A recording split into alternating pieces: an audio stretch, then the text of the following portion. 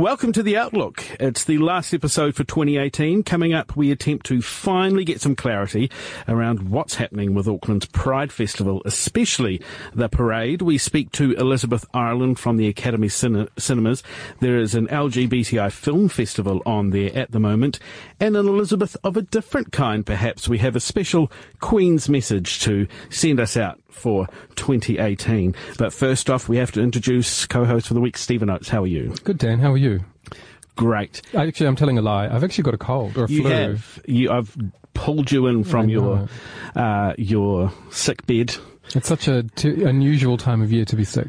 Yeah, but I think summer's a bit later than normal, and, you know. It was because on the weekend I was in and out of aircon a lot. I was going hot, cold, hot, cold, hot, cold, and my body didn't know if it was coming or going. This building ain't going to help you then. And now I have a very sore throat. I need something soothing down my throat to soothe it. Okay. All we've got here is water, so, you know. This is The Outlook. LGBTI news, views and culture brought to you by NewsHub. Immediately following the latest Pride Festival hui, Facebook lit up with comments outraged over an apparent decision to axe the Pride Parade altogether. Since then, the Pride Board have issued a statement completely denying this. Joining us now to hopefully clear things up is board member Zach Delate. So, Zach, firstly, there are mixed reports about what's happening with the parade. The people that were leaving the hui last night believe the parade was completely cancelled. Is it going ahead? In what shape? What's it going to be like? Look, we're in a position that we're still absolutely committed to like a community-led parade. We're in the position now that we're working hard to figure out exactly what that looks like. We have a meeting tomorrow with our parade director, Sean, to just try and figure out exactly the new shape it's going to look. It'll have a renewed vision, we can say that. It's not going to be the parade we're used to, but we don't think that's a negative at all. We think it's going to be equally as beautiful, queerer than ever, and it's not going to be some depressing march that they're trying to pin us down to be. Will it be a protest march? Well, look, we presented, last night was all about presenting different options that we have. A decision hasn't been made, where I feel people that left in the hui halfway, they started tweeting and going to the media decisions that simply were factually incorrect. A protest has a stigma of not being able to celebrate. We want to be able to celebrate, whether it's a rolling parade, if it is a march, if it's similar to the coming out marches that was a suggestion from the floor that came last night. We don't know the shape it's going to take at this stage, but we're willing to accept all ideas from the community. We're having our inboxes are full of ideas, and we want to collaborate instead of just making decisions ourselves. The dates are fast approaching, and obviously plans were put on hold a couple of weeks ago. Where are we at, and do you know if you'll still have access to, say, Ponsonby Road and all of the resources that have previously been a part of the parade? There's definitely, of course, you'll see in the media that we've had some resources have changed. But again, people have tried to pin these all as being negatives, and I really don't think they are. We're able to now do branding and visions, and the look of the parade can be a lot more liberal and free than it used to be. We're not restrained by certain restraints we had before with our corporates. I keep pushing, I keep reiterating, but we can be queerer than ever, and I think that's a real fantastic opportunity. Whether it's on Ponsonby, if that's what our members want. A lot of people have never come to the parade purely because of that reason. They don't feel like Ponsonby's for them. Will we move it? That's not a definite yes or no either. So you were saying that seeing these things change and happen is being portrayed as being a negative thing. I'm talking about, say, the council's involvement and the ability to close the road and have access to it, and security and fencing and all that kind of stuff. Yeah. When does it get to the point where it's too late to ask for that before the parade? Well, we met with council on Monday just to see exactly what we'd need permit-wise, because as you said before, we did take a whole month off working, basically. So I'd be delusional and say we are further behind than we would have liked to be. We still have 4 options, but it's just whether we look at a full road closure, whether we look at a partial road closure where there's escorts at the front and back, like the Hare Krishna parade did on Queen Street 2 weekends ago. Whether we look at a full march like the teachers do up Queen Street and just don't even tell people we're doing it. We just don't know the form it's going to take. And we want our community to to let us know what they want. There was a change in terms of for the overall festival director. Is that what can you tell us about that? So we appointed Joel Walsham into the role, and that is a temporary role. We're going to revisit it at the end of the festival, so maybe early March. It's just a very short little contract there. Was that role advertised at all? No. We just knew because of time restraints, if we were to take CVs, have meetings, it would delay us even further. So we thought because it's such a quick, one, we need the person so quickly, and two, it's such a short contract, we decided to shoulder tap. It's a big event to take on, obviously with the immense amount of attention that's going to be on Pride this year. That is a lot of pressure. What kind of background does he have in terms of events? Well, I think a lot of people think we've just renamed the previous position to coordinator, but it is a much smaller role. So he will just be curating information and photos from people that are doing events. So he's going to be doing a lot of pulling basic information. Because we're not necessarily running our big 5 core events, the role isn't at the level that Julian's was. He does have a huge background of managing teams, of leading executions from ideation to final form. He's a drag performer. He can put on shows. He's a dancer. He's worked in this field and with this community his whole life. He's been involved with politics. He was the second youngest person to be in the Labour Party.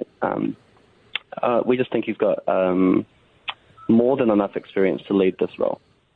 In terms of the board, you guys are essentially overseeing a process that has divided this community incredibly, and I was actually likening it to the Springbok tour in 1981, where you have conversations with friends and all of a sudden you realise you're on separate sides, and the conversation stops, or it's become that thing that you don't bring up amongst your friends because it can cause such division.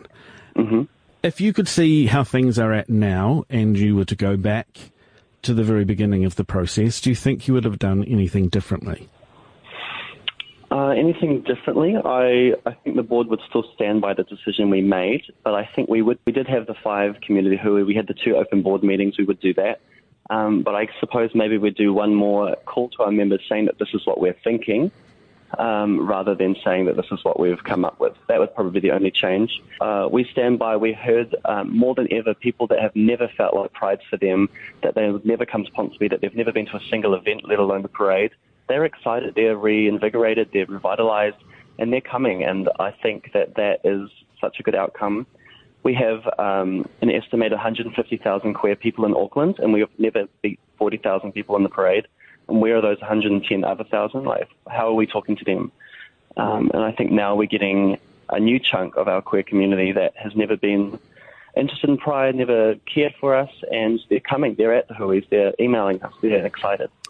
And that's great, but has that come at the expense of that 40,000 people that were coming along, and essentially you've just shifted the group of people that are taking part? Wouldn't there be a wider approach where you can have events that cater to a wider section of the community rather than essentially one or the other? Absolutely, and our whole purpose of doing this exercise, I suppose I'd call it, was to bring in more people than ever. The backlash wasn't surprising, but I didn't think it would go to the extreme levels that it has. We never meant to, from our actions, also isolate a whole other part of the community.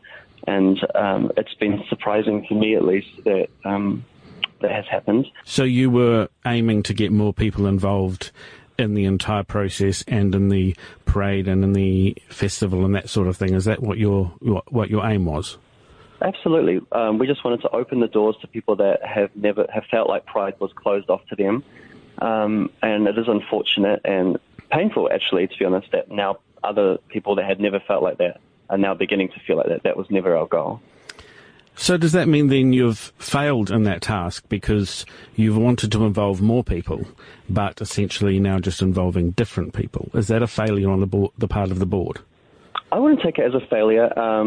The reinvigoration and the excitement we're hearing from the community that's still with us is overwhelming, and the love in Aroha is just is really touching.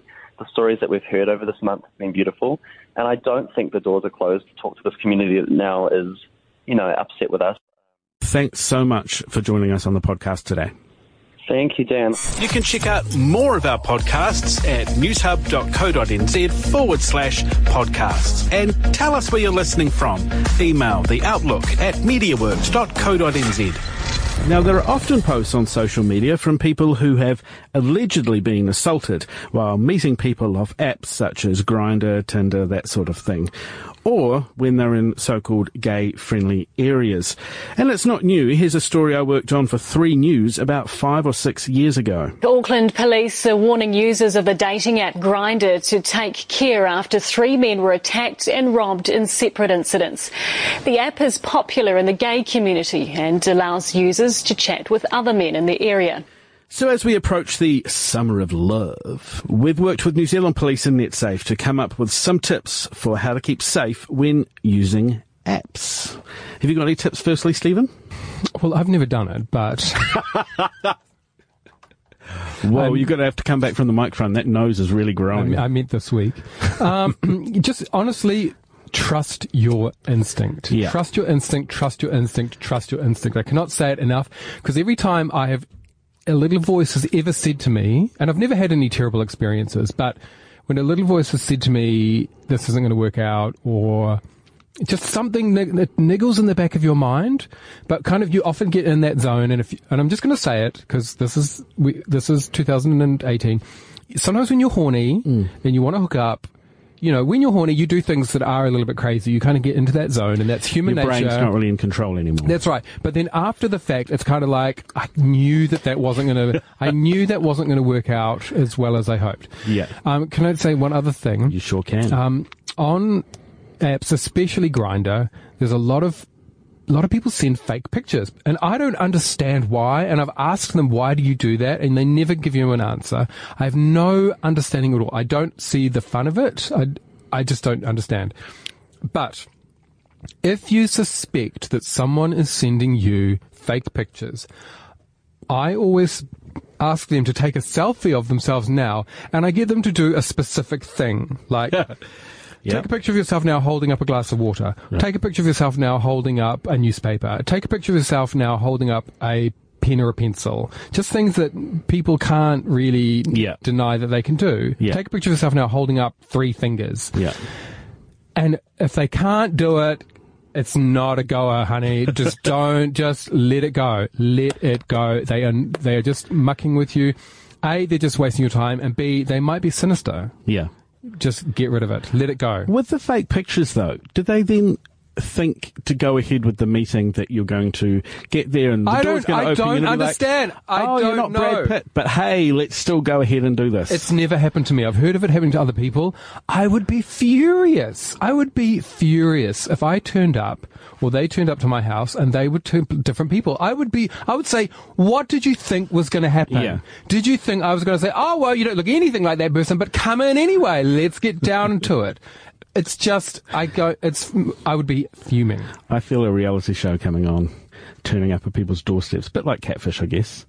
Actually, it's funny, there was an episode of Catfish where it was with 2 gay guys meeting each other, and he was saying how his pictures are often used in Auckland, New Zealand, on Grindr as like a catfish picture. Some of the official information is pretty much along those lines as well. Restricts the amount of personal information you're going to give someone. That's things like your workplace, your address, and even at the beginning, really your phone number, because that can open, another door. They've still got that wall of, when you delete the app, these people. But sometimes I don't really do this so much these days, but I used to insist that they give me their number. Oh, really? Because I always maintained that if they were not willing to give their number, it's dodgy. If you're feeling like it could be dodgy, get their number. Get their number. And a little trick is that sometimes people put their phone number in their Facebook profile and in their personal information on Facebook. And if you enter their number into Facebook, just in the little search bar at the top, it comes up. Their Facebook profile comes up. Oh, yes. And you can see all the pictures. The real ones. The real ones. The non-filtered ones. There's been quite a few times that I've done that, and I've thought, not for me. Well, that's actually the next thing on the list. Social stalking.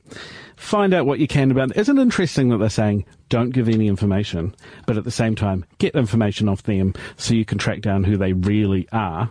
And also, I noticed then you were talking about how you say, do this with a photo, do this with, give me your phone number, or that's it. That's quite a few rules for just starting up a conversation with a random. So if they don't do either of those things, that's it. You're just like, see you later. 100%. Really? 100%. Okay. But it's easier to do when your inbox is hundreds. I know, but the thing is, if someone is like on Grindr, they're chatting, and they send you lots of pictures, and there's Rangitoto in the background, or there's the Sky Tower in the background. It's okay. Like, okay, I get it. Like, okay, I trust that you're real. But if they're sending pictures and, it's just the Eiffel Tower, and, it's just, the Grand Canyon, you're posing at the Grand Canyon, and or sometimes they say, can you send me a picture of you with something from New Zealand in the background? And it's crickets. So... What about when they're sending more explicit photos like their own Eiffel Tower or their Grand Canyon? Do you say, can you actually just show me something a bit more normal? Yes, I do. Yeah. I do. I'm not really I don't need to see people's nudes at all. I never ask for them. I'm not that interested. So no nudes for a hookup? No. And people say, I'm just not that interested. Like, I can see that you're a human. I can see you're handsome. I can see that you're not psycho crazy. I can see that you're in reasonable shape. I don't need to see your wanger. I just don't. I just, like, a wanger is a wanger. It's not that different. I'm more about the whole experience. Call me old-fashioned. Interesting pause in that sentence there. No, but it's true. Like, I don't need to see 20... And people just send nude after nude after nude. It's like, well, I've seen it all. There's no point in coming around now. It's done. Always meet and stay in public when you first meet up with someone. Would that include bars? Do you, obviously you don't drink, but would you meet up with someone in a public place, or are you you're more sure of knowing who they are when you meet them? It's a case by case. If sometimes sometimes you just want to get down to it. Yeah. And the H word. I'm not going to go out for, you just want to hook up. Yeah. And if I can see from their photos that they are a person, that they live in the town you're in, there's a picture of the Sky Tower in the background, chances are we've got mutual friends on Facebook. It's like, I'm not going to drive into town. I'm not going to get dressed up, drive into town to have a drink and then drive all the way back home so that we can get down to it. Yeah, you can say sex, by the way. No, but if you're in doubt, throw them out. No, if you're in doubt, I would say park in the street and let me know when you're here, and I'll come out to the car and meet you. Yep. I've done that a few times. If I'm 95% sure they're okay, but there's still that 5% of not 100% sure, I'll go and meet them in the street. I wondered what that HD zoom camera was in the front of your house. But it's just I just don't want to invite them, because if I'm having a hookup, I'm home alone, and if I've got a shadow of a doubt, I don't want to invite them into my house, so I'll go out to the street, meet them in the car. Hey, how you going? You're good. Do you want to come in? And you just get the vibe, Yeah, for some coffee. It's about the vibe. The next few tips are when things are looking a lot more dodgy and you're thinking, okay, there could be a bit of a bad situation unfolding here. Have a text message that is using a general language that you would send to a friend who knows where you are. A suggestion being, hey, flatty, I'll be home late. But you sending that as a trigger to them that something's going on. But don't use words like, OMG, he's a stalker, or he's hideous, he's kidnapped me, or anything like that, because that could definitely inflame the situation. I should have seen the nudes first. So just have a word in a regular sentence that you could easily send and it wouldn't get his attention. Look, what I've done is that I've been driving along. I can remember once driving along. The person's in the passenger seat because I picked them up. So, and I had my hand down like between the door and the seat, and I was texting a friend saying, "Ring me now and tell me I've got to come to a meeting right now."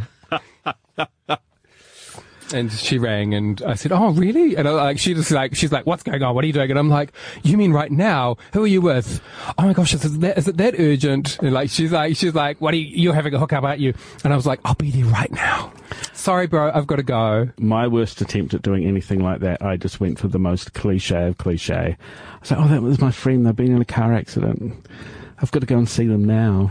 But the best thing to do, and that we should all do, and I do it a lot better. I'm a lot better at it now. Is that you just have to say, "Hey, bro, I'm not really feeling it. Yeah. I think we should just be friends. Yeah. I'm not really feeling a sex vibe.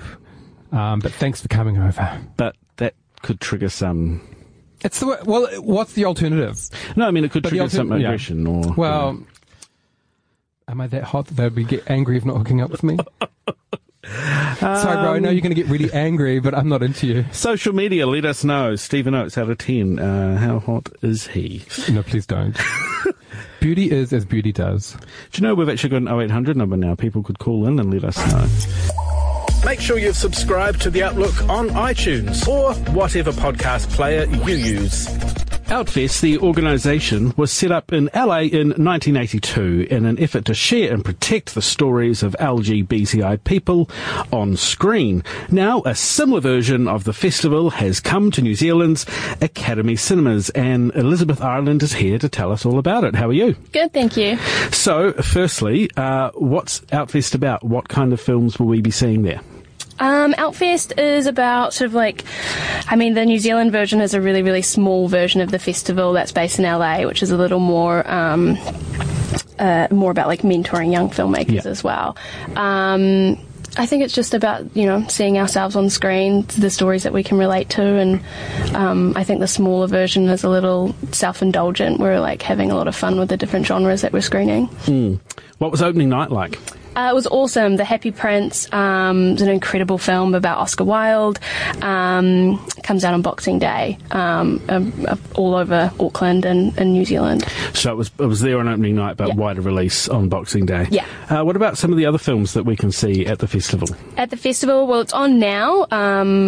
So tonight's No Dress Code Required. It's an incredible Mexican documentary about a couple of gentlemen who kind of become this massive media storm in their hometown just because they're trying to get married. Yeah. Some other films. My favourite film, Thelma of the Year, I think. Yeah. Not just LGBT films, but film of the year. It's like a supernatural lesbian Norwegian horror film. It's incredible. Wow, what a combo. There's just a crazy amount of different genres in there. I saw one called Out, which seems to be kind of YouTube based. What's that about? Yeah, so it's different, not just social media stars and famous YouTubers, just kids in general coming out via social media, recording themselves coming out, telling their parents, their siblings and their friends. I think that will be one of the bigger films for us that's playing right at the end. Does it show any of the response that these people get when they've come out from either from their friends or from people online as well? Yeah, well, they're filming the immediate reactions of their parents. But this will be the first time it'll be screened in New Zealand, so we haven't had a chance to even see it ourselves yet. Okay, so they'll also be taking donations for Outline, so keep that in mind when you head along. Full details can be found on the Academy Cinemas website or on the show notes for this podcast, newshub.co.nz/The Outlook. Stephen, are you a fan of a gay film festival, an LGBTI film festival? Absolutely. I always try and get along to one. I only just recently heard about this one though that's on currently, and it's a strange time. Look, I'm all for it. This is a crazy time of year. Yeah. So I've not been able to get down and see anything. It's down at the Academy, as I mentioned before, and as I said in the interview, and I'll be interested to see if Stephen agrees here, quite often it is the short films before the feature that I prefer compared to the longer movie. That says more about you than it does about the film, Dan. And your attention span. My attention span is... And can we just clarify, for the record, Dan News doesn't go to any movies anyway, like regular blockbuster movies. Oh, well, I've seen a few and I've already booked for Mary Poppins. Well, I'm going to book for Mary Poppins. I've seen a few this year. What, 2, 3? Yeah, about 3. I go every week. On a lighter note, if you've had any awkward experiences on any of these apps, we would love to hear from you. Give us a bit of a laugh. You can email us at theoutlook@mediaworks.co.nz, or you can leave us a message with some details on 0800 002 898. That's 0800 002 898. Now, before we get to our farewell from the Queen herself, Nairi Chambers of Te Awamutu. She is our Queen of the Week, Queen of the Year. She's going to be delivering from the throne in Te Awamutu her Christmas message to New Zealand. But I just wanted to say a few things before we wrap up for the year, particularly within Stephen and I's friendship circle. It's been a sad year for losing friends. Bane Devine, very close friend of both of ours, Kevin Baker, also known as Buffy from Buffy and Bimbo, and Douglas Wright, one of New Zealand's most accomplished dancers and choreographers. Three people who have been a massive part of a lot of people's lives. So we just thought we'd spend a bit of time just remembering them before we head into 2019. And as we look forward to 2019, Stephen, what have you got planned?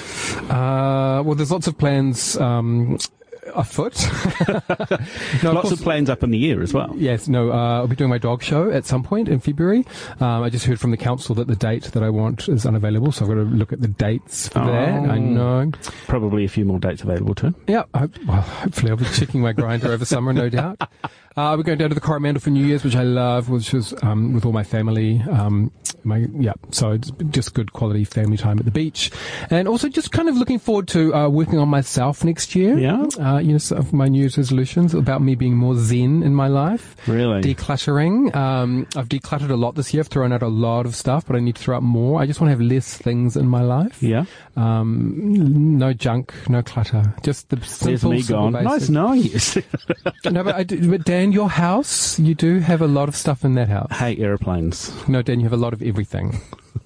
Maybe you should think about a lot of love. I know, but hey, this is about you fixing your life, not mine. But you could share, and there could be a journey together.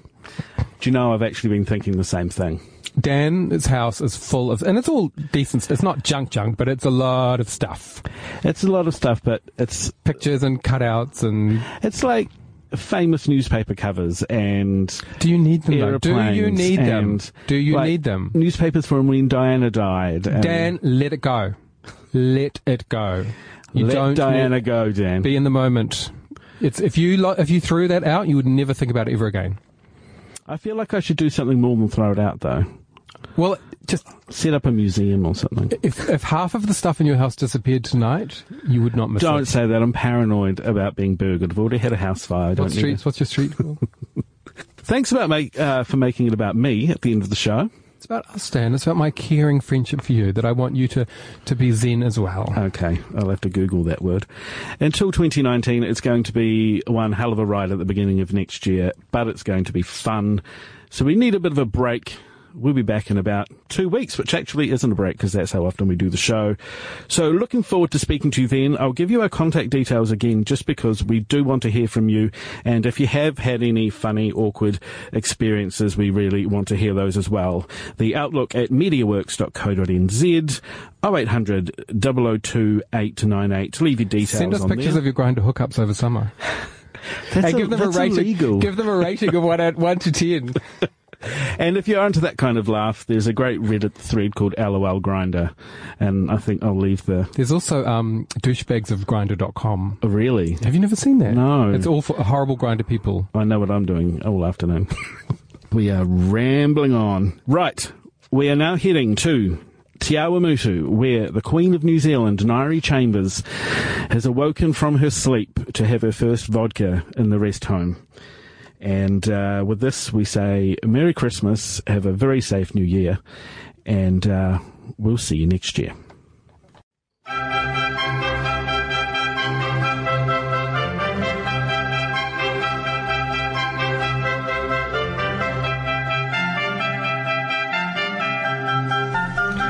Hello everyone, it's me, Grandma Nairi Chambers, just checking in to say hello, and I hope you've had a lovely 2018 and are looking forward to the new year, because what a year it has been. Oh my goodness, we've seen so much and done so much, and maybe some of you have done a few people.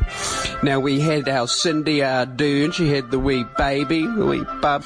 Meghan got married to Prince Harry, and that was just gorgeous. I bought a commemorative plate, and that was an investment. I've read about it, and I think I'm going to make quite a lot of money I spent, what did I spend?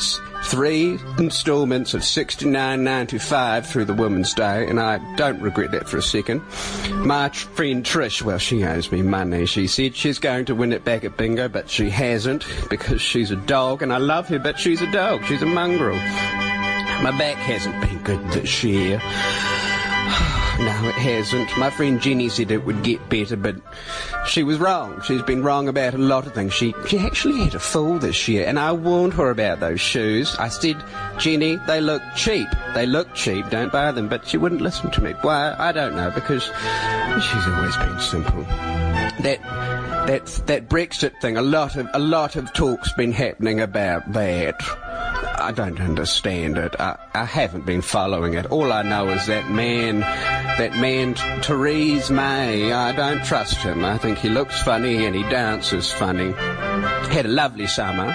Oh, wasn't it nice? I had to wear my big hat a lot this year. But I hope you enjoy your Christmas this year with your loved ones and those who you're related to but don't care for. All I can say is drink up. It makes Christmas a lot more bearable. All right, God bless. Lots of love, Grandma Nari.